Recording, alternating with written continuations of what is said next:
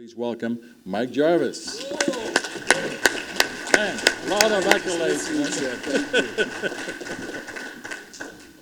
If that was long, and it was, it's my fault because I've got to, I guess, shorten that quite a bit because I got tired listening to that guy. You're probably saying, who the heck is he?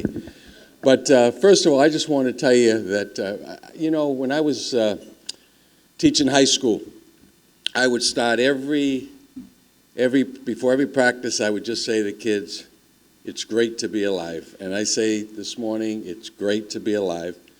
I also would always try to give credit where that credit was due, and that was to God. And I thank Him for waking each and every one of us up this morning on Good Friday. I thank Him for, just bringing us to this place. And before we were born, God knew that we would be together this morning. There's a Yiddish saying, man plans, God laughs. And I'm sure that some of you probably had other plans. And I think some people made other plans. But what I really believe is that you and I both are here for the same reason, and that's to share, to try to not only make ourselves better, make whatever team we coach better. And we all coach teams, whether it's our family, whether it's our place of employment, whether it's the business we own.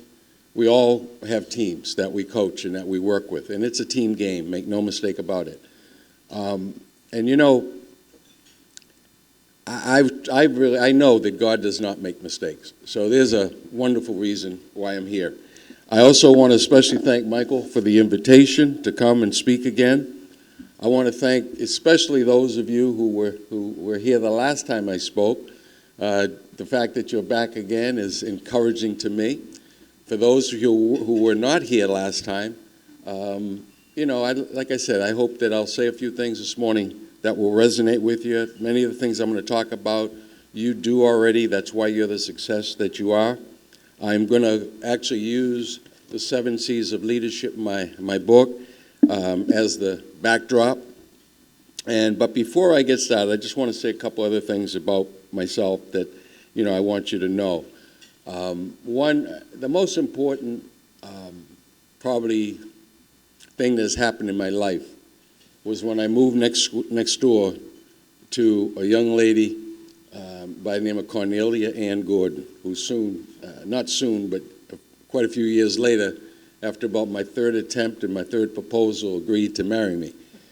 And we actually will be celebrating our 52nd anniversary in September.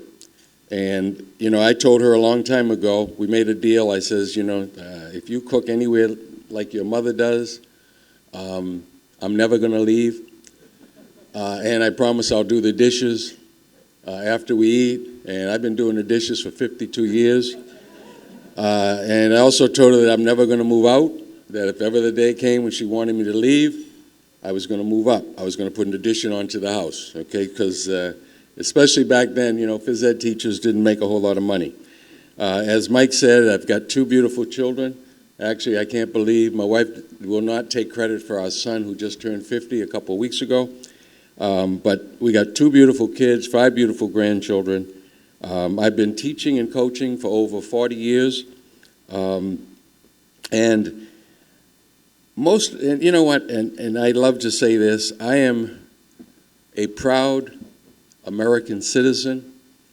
I can't believe how blessed I am to have been born in the United States of America, the greatest country in the world.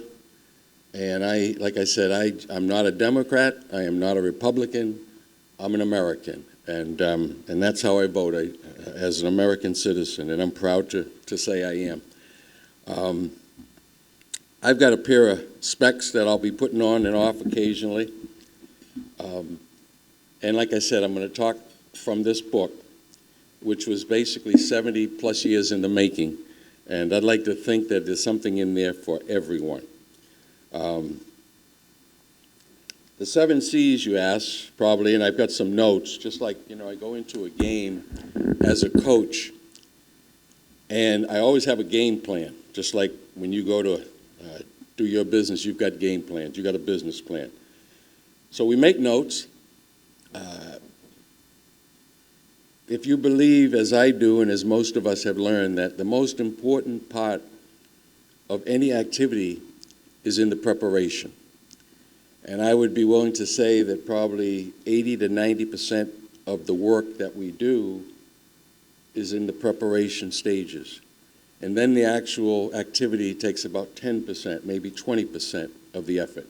The same thing is very, very true in coaching, in sport.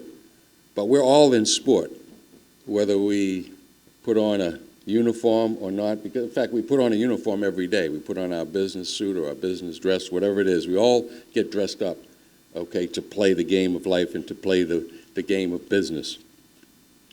The 7 C's are, and it took a long time for me to come up with the 7 C's, because when I started to think about how many leadership principles start with the letter C, I mean, it just went on and on and on. So there are many, many more that you could add to the 7 that I came up with. But I just want to tell you the 7 that you'll be reading about in this book. The first one is confidence. I'm not going to go through each of the 7 C's, because in order to do that, we'd probably need a few days and have a little workshop going. But the first one is confidence, because I believe that it all starts there. In fact, it was the last C that we agreed on, and yet the first C in importance, because without that, I don't think anything else could even happen. And in the book, I talk about where our confidence comes from. My confidence initially was from my first coach, my mother Dorothy, who lived to the age of 98.7. In fact, we were planning on her 100th birthday. It was going to take place in September of 2018. Never happened. God had other plans. So the first C is confidence. The confidence that we have in ourselves and knowing where our confidence comes from. The second C is courage. Because I don't believe that anyone can really have courage, and I'll be willing to bet you that every single person in this room, because of the confidence that was instilled in them, because of the confidence that they developed in themselves, had the courage to take bold steps, sometime going out and maybe starting a business with little or no money.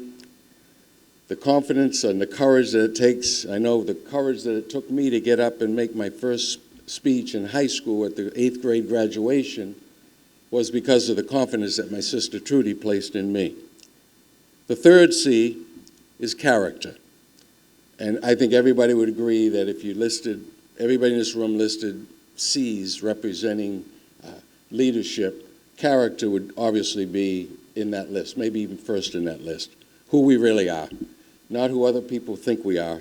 And it's like examples have been given.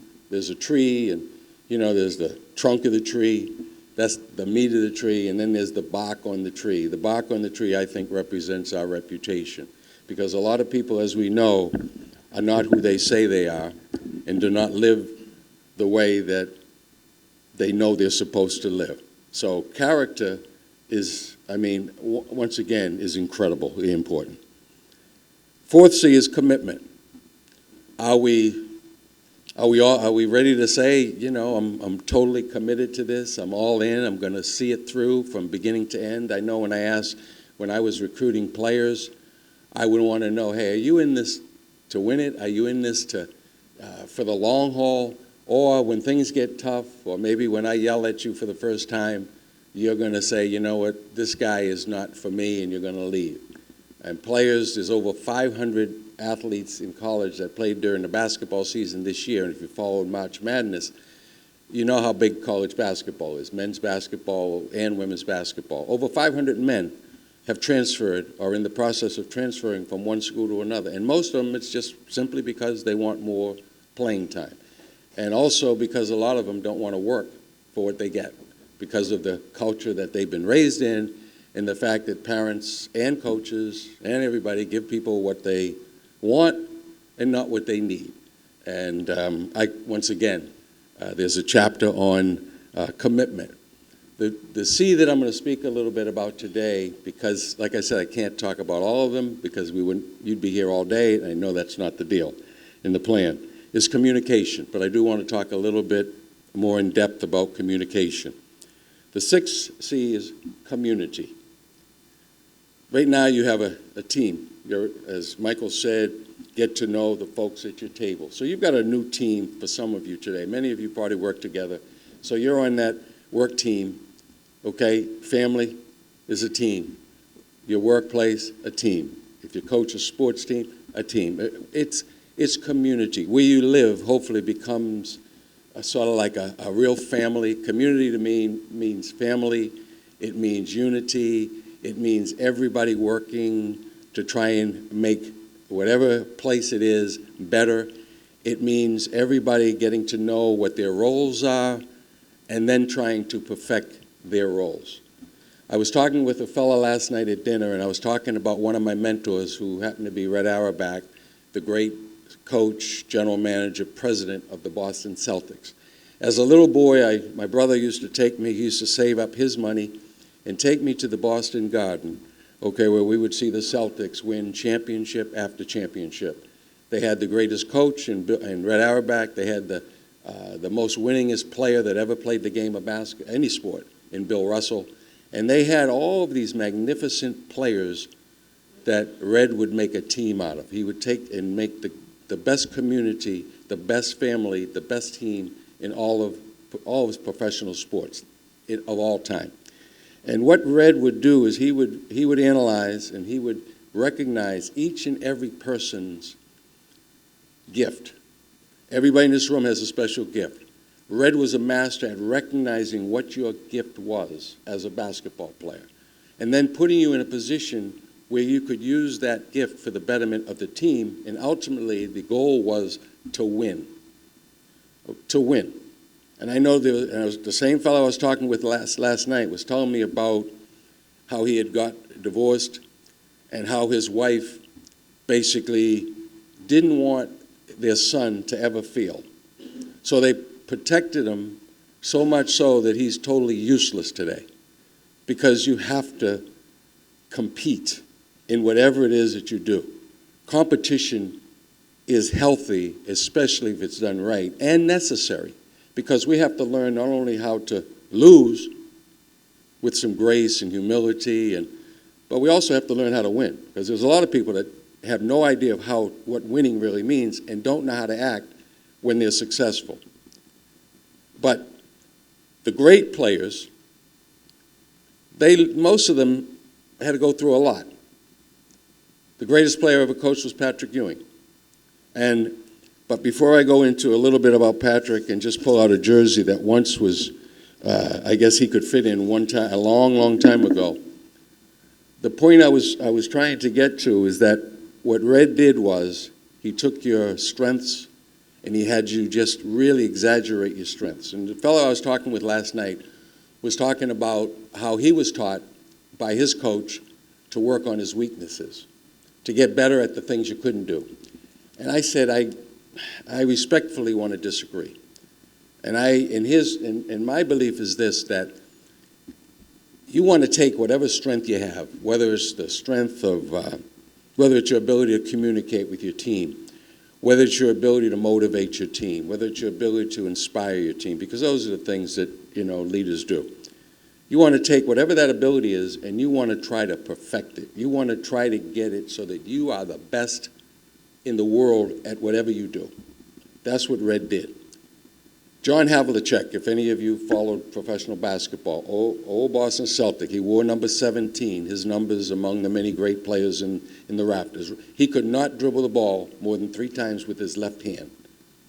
But you couldn't stop him when he had the ball in his right hand. So what did Red say? You keep the ball in your right hand.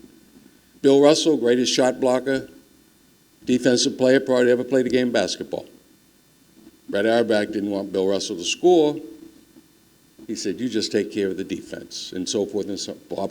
So what Red did was, he had a puzzle, and this, I learned this from him. Puzzle has many different pieces, different shapes, but eventually you got to put them all together, and that's what great leaders do. They put the puzzles, they take the pieces that they have, analyze them, figure out what they really do well, put them all together, so at the end you've got a masterpiece. And you got a pretty good chance of winning. So I'm going to talk about communication today. However, the last C is coach. Everybody in this room is a coach. Because everybody in this room has to coach themselves, himself or herself, up. Every one of us has to coach us, ourselves, first and foremost, and continue to do that. Everybody, I believe, was born with the leadership DNA. It's in our blood. Whether we want to use it or not, that's a conscious decision that we have to make. And sometime, whether we want to or not, we have to lead, or we should lead, whether we like it or not. Coach, not only the person giving out the orders, but coach in terms of the person receiving the orders. So great coaches have great coaches. Great coaches listen to other people, learn from other people. That's why you're listening to me this morning. That's why you come to these meetings. And, to learn just maybe a little bit more about yourself, maybe learn a couple of things that Red would refer to as secrets. And Red Auerbach was asked many times, what's your secret to winning? And Red would kiddingly say, I cheat. And they would look at Red, what do you mean you cheat? He didn't really cheat. What he did was he always tried to find an edge. So if Red was playing against a team that liked to run the fast break and took the ball out of the net and started up court quickly, like, let's say, Auburn in the NCAA tournament, Red would put new nets on the baskets. He'd go in the Boston Garden early, put a couple of brand new nets up, so the ball would get basically stuck in the net and would come through a little bit slower. When Los Angeles came in town, Red would tell the custodian, turn the heat up in their locker room so it's over 100 degrees in their locker room. No one said you can't turn the heat up. No one said you can't put new nets on. Okay, so he was always looking for the edge. And he said, you got to find the edge. I don't know what your edge is, but you got to find your edge. But it's got to be legal. So he didn't do anything illegal. He was just a little smarter than most of the guys. And then in those days, they had laws about smoking in arenas. And you weren't supposed to smoke when you went into the facilities. So what did Red do at the end of a game? He would pull out his victory cigar and he would light it up. And most of the time, they wouldn't come and say, Red, you can't smoke. He became bigger than the game. But what that did was it intimidated the opposition. Because they knew when Red lit it up, it was over. It was lights out. The fat or skinny lady was singing. Okay? Those are the 7 C's. Confidence, courage, character, commitment, communication, community, and coach. The way this book is laid out, and I hope that each and every one of you take at least one of these with you. All right?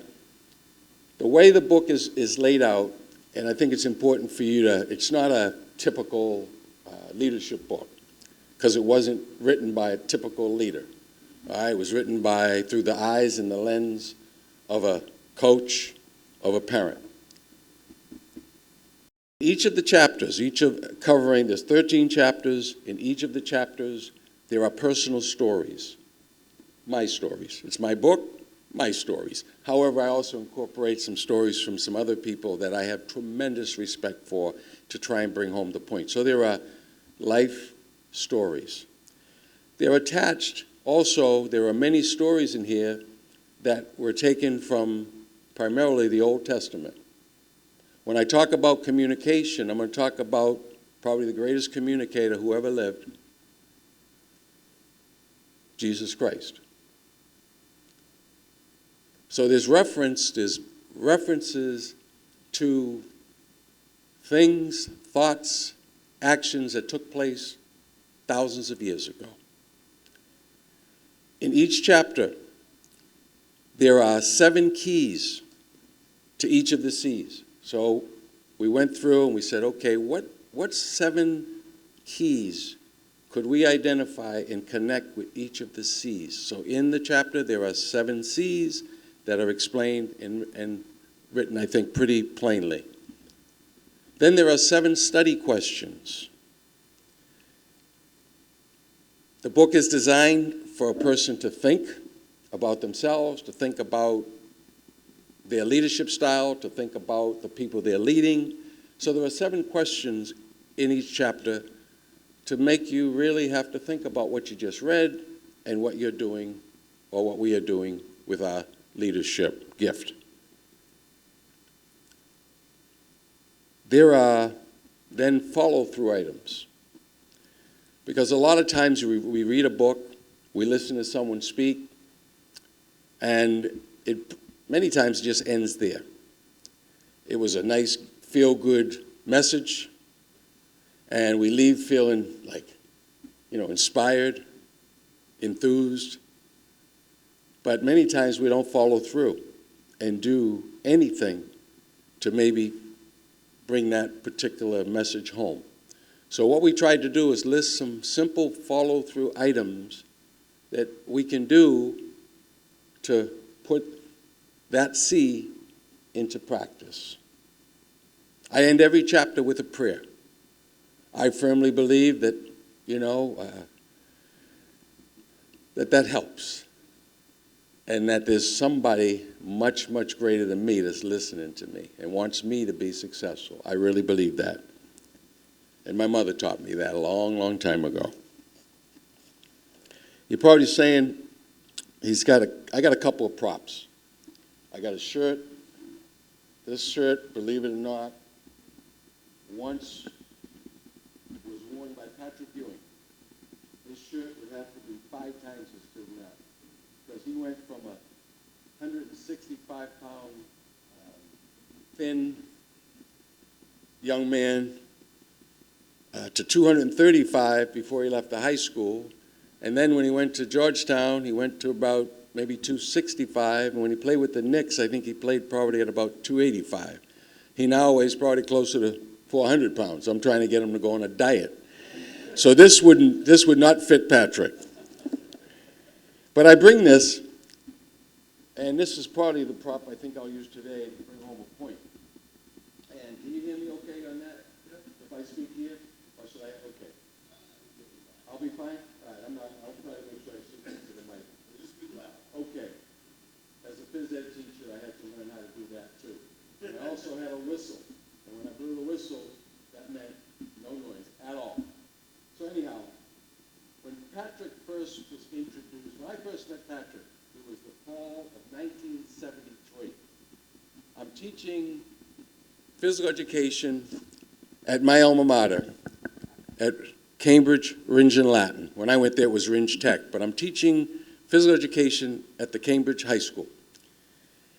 It's a beautiful fall morning, and in the gym walks a young man by the name of Steve Jenkins, who was teaching a special junior high school class, phys ed, and they happened to take phys ed in our gym. So he walks in with this 6'3", 12, 13-year-old kid, and he says, I'd like to introduce you to this young man, and we introduced ourselves to each other, and his name was Patrick Ewing. And Steve said, I need you to do me a favor. And he asked me if I would teach this young man and him the fundamental skills of basketball. And I said I would be glad to. And then I asked Steve a question. I said, Steve, why do you want Patrick to play basketball? And Steve looked at me and said, Coach, Patrick has just moved from Jamaica. He has a West Indian dialect. He talks a little funny, so the kids think. He's shy, and he really doesn't feel that comfortable right now in his own skin. I want him to play basketball, and I chose basketball, not football, because if he played football, he probably wouldn't live another week, because they'd make him an end and they would kill him. I want him to learn how to play basketball so he can make friends. One of the top 50 players of all times was introduced to basketball to make friends. He didn't make many friends because he loved to compete. His mother taught him how important that was. And when Patrick would go home as a 12 and 13-year-older, his mother would say, "How was your day, Patrick?" And Patrick would say, "Mom, they're beating me up. They're hitting me with elbows. I'm getting knocked down every minute." And she would say, "Well, that's good. Tomorrow, you go back and you start maybe hitting them a little bit." And he did what his mother told him, like most of us would do. So Patrick Ewing became one of the top 50 players of all time. It goes back to the thing I said earlier. Man plans, God laughs. Steve Jenkins' plan for Patrick was to make friends. But Patrick didn't make many friends, like I said, because we won almost all of our games. We lost one game in 3 years together. That was to the state champs of Connecticut. And the gentleman that my pastor at Spanish River Church, David Nicholas, God rest his soul, he would always say to me, "Hey, coach, I thought you were a really good coach." And I said, "David, I am." And he would say, "Well, how could you lose a game with Patrick Ewing?" So one day I said, "Rev, I'm going to tell you how." We played this one night in a blizzard. We took our yellow school bus to Connecticut. On my bus, my star player was sick. But he refused for me to put him on the bench. He wanted to play, and that was Patrick. He said, the one night we lost, and I said to Rev, Patrick was sick. And that was the only game we lost. The next year we played that team, and we got a little bit of retribution, revenge, I guess you could call it. So I bring this just to bring home that point. I don't know if I used the baseball last time. I'm going to hold off on this. Only thing I'm going to say about this ball is the fellow that used to pitch this ball, and this was the last pitch he made as a baseball player in the Little League in 1981, September 13, 1981. Last pitch he ever threw as a baseball player. My son hit it out of the ballpark to win the game. It was given to us as a trophy. This ball traveled with us from Cambridge to Boston to Washington, D.C. to New York. It traveled everywhere.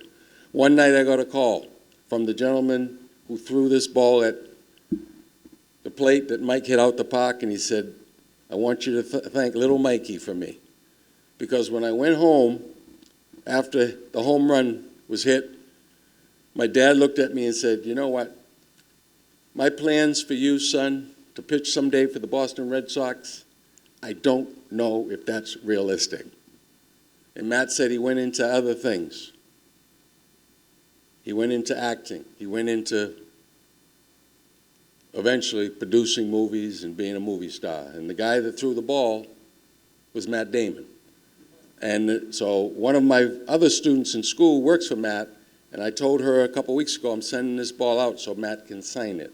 So someday when I put it on eBay, it'll be worth a lot of money. But once again, another example of man plans, God laughs. So those were my two little props. Would you let me know when I've got like 10 minutes left? Okay? So as I mentioned, I want to get into the sea of communication. I've written a few notes that I don't want to forget, and actually I could even go to the book. So like if you went into the book on page 77, 70, 78, it'll talk about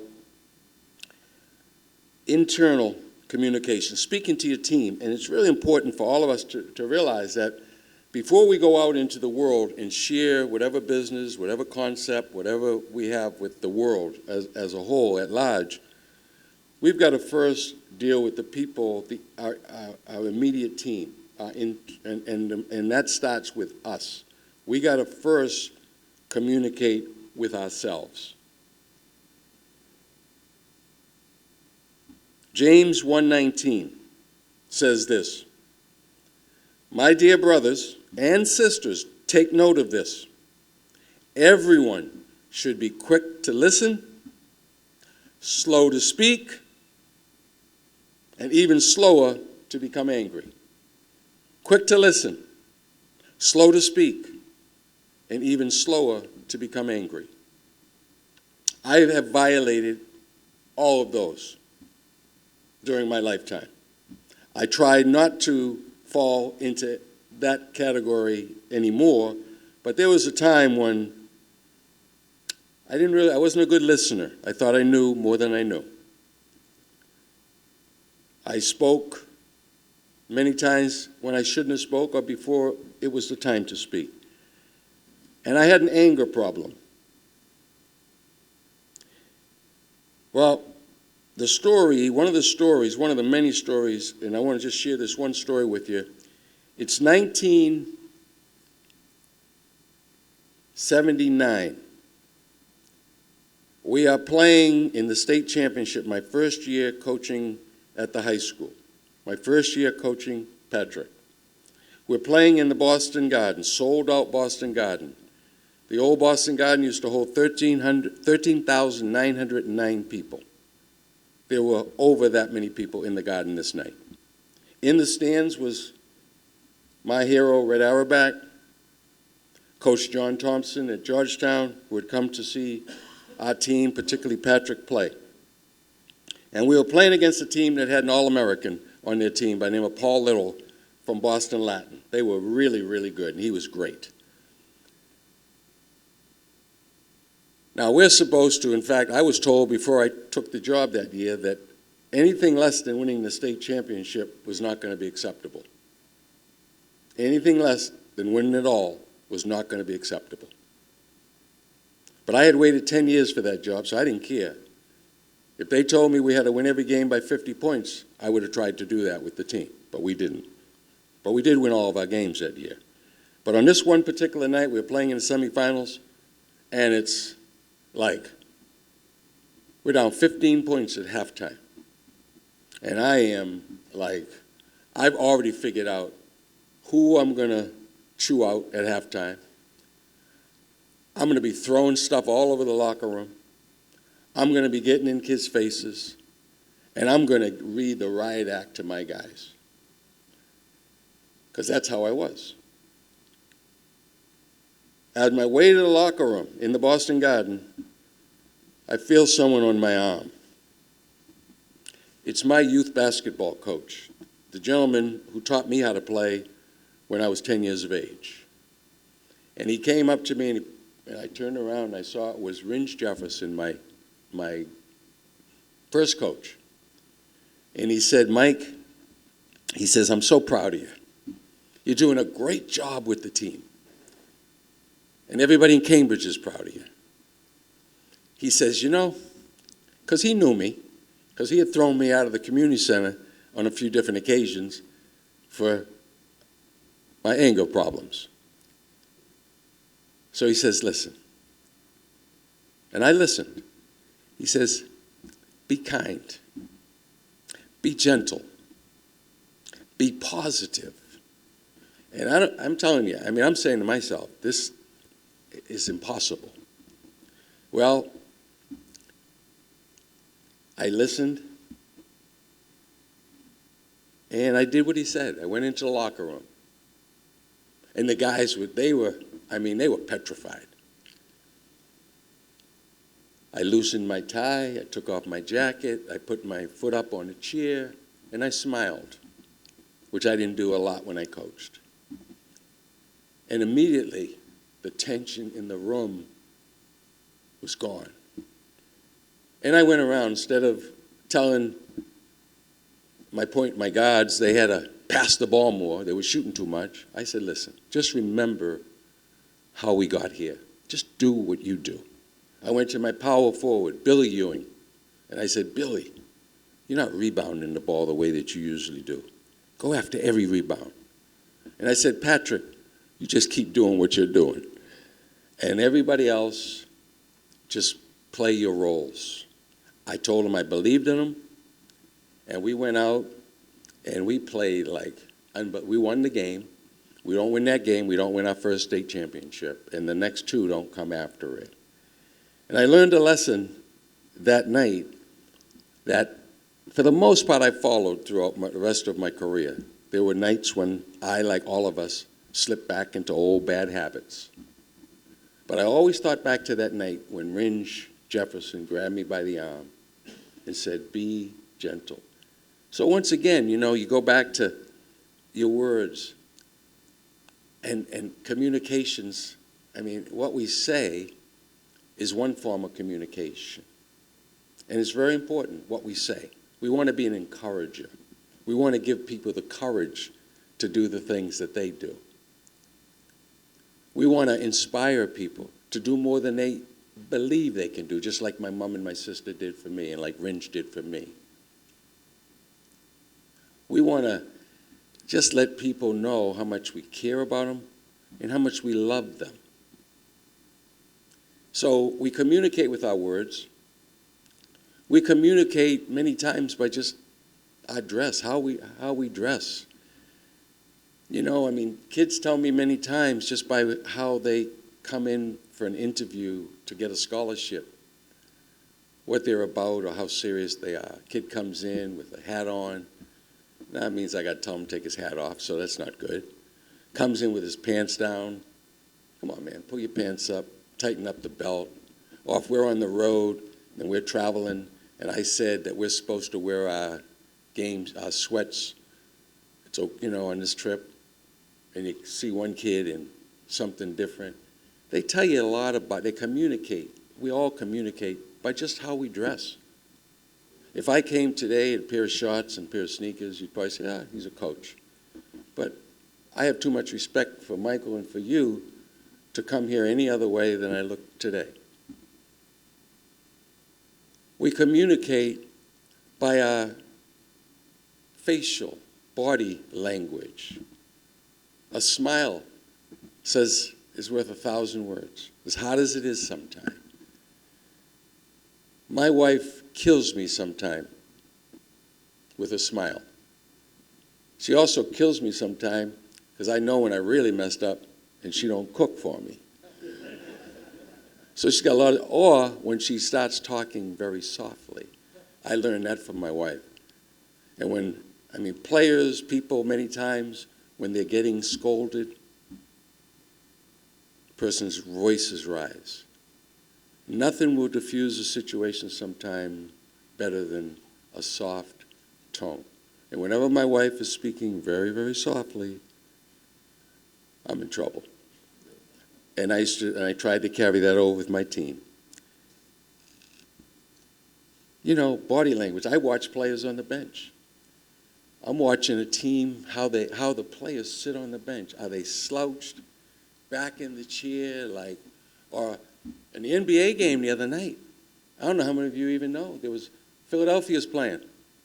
And there's a guy on his cell phone texting.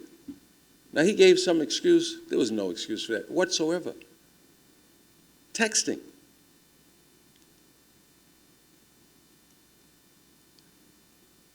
Our actions do speak louder most of the times than our words. So I watch players. Are they sitting up in their chair, into the game, ready to be called in? I've had players sometime that tell me how much they want to play, but didn't really work hard enough or weren't good enough to get the minutes that they wanted. And I'd call them to go in the game. I'd say, hey, Mike, come on over here. And if Mike got up out of his chair there's 2 minutes left, give those crumbs to somebody else, I would say, Mike, go sit back down. And I would give those 2 minutes to somebody else who wanted them. How are we doing for time? Okay.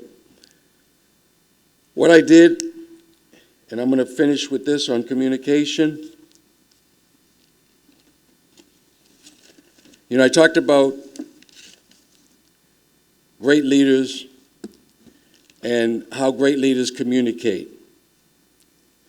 And it's a simple formula. Speak in a clear, concise language. Use language that your group, your team understands. Break it down. Keep it simple. Repeat the key points of your messages. Repetition is the key to retention. Listen. That's a difficult thing sometimes to do. Listen to those who you are communicating with. You know how people always, they want to tell you what they're thinking before you even finish the sentence? Listen. And then if you do those things, you will now be in a position to do the most important thing, I think, of communication, and that is you'll be ready to ask great questions. Great questions. That leads to usually great results. So, 7 keys are listed in this chapter. One of them is observe, ask, listen. Another one is about measuring your work, and then, of course, focusing on the positive and so forth and so on. The study question that I would ask everyone is, think of a time when you handled a personal situation, when you poorly communicated with someone on your team, when you were in that leadership position. Think of that time, and then ask yourself, what would you have done, or what would you do differently next time? If Rindge Jefferson hadn't come to me that night, I don't know what I would have done that time, and definitely not the next time. And I want to close in terms of my remarks about communication with communication like the other 7 C's. We all have the ability to communicate. Some do it better than others, but we all can be effective communicators. Because when we speak through our heart and we talk with a concern and a love for the people that we're working with and our end result, because there is an end result, then we can be an effective communicator, and we can influence other people, we can inspire other people, and we definitely can serve other people. So I want to end that phase of my talk. I did want to leave a little bit of time for questions and answers. Then I want to leave some time for those of you who would like to pick up a copy of my book. And I want to say this, that if you get a copy of my book today, it's almost free. It's $20, almost free. However, you get a copy of the book, I'm going to have some index cards over there. Just write your email address, name and your email address on that, and I will send you the link to the ebook that you could put on your phone or your iPad or your PC, whatever. So you'll get the book and the ebook for almost free. Okay? Now, any questions?